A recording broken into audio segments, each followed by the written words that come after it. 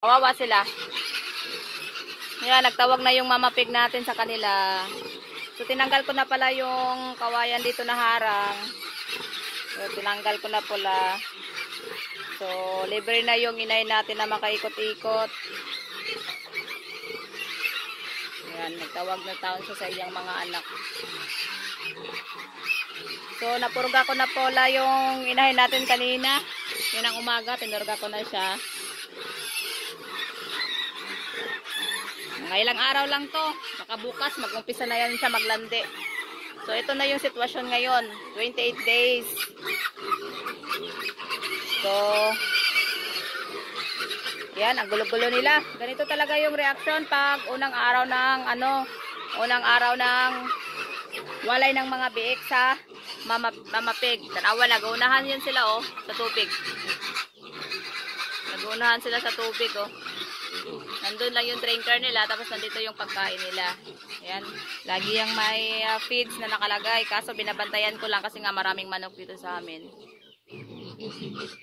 So, kada oras umiiyak sila.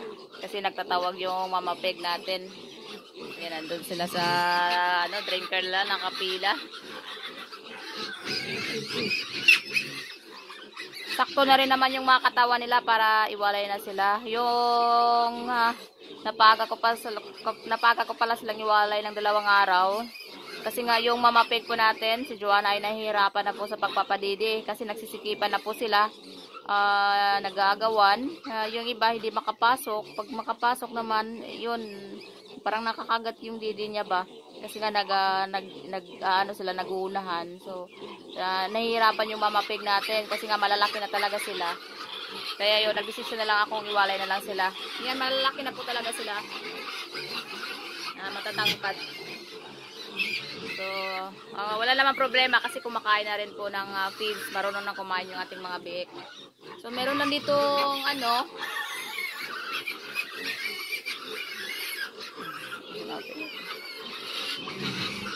So, meron lang medyo may kaliitan yung katawan dito. Hindi naman as in maliit. Yung bansot. Katulad nito, kasi naghati sila ng didi.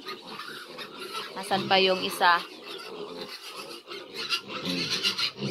Ayun, yun pala, yun. Yun. At saka yung puti. So, at saka ito. So, slim type talaga to siya, kahit may didi to siya. So, yan lang namang 4 na yan. Ang medyo may, hindi sila maliit. Parang slim lang sila. Slim lang yung katawan nila. So, 4 na peraso. So, yung iba naman, kasi 15 peraso to. So, yung 14, okay po yung pangatawan nila. Yan. So, ngayon ay Wednesday. So, 28 days. Tapos, ipapakuha na po natin to sa mga may-ari after 1 week. So, bali 1 week ko silang papakainin. Yan. So, okay na rin to para makapagpahinga na yung ating mama pig. So, ito lang po muna yung update natin. Yan, 28 days. Winalay ko na po yung mga biik natin.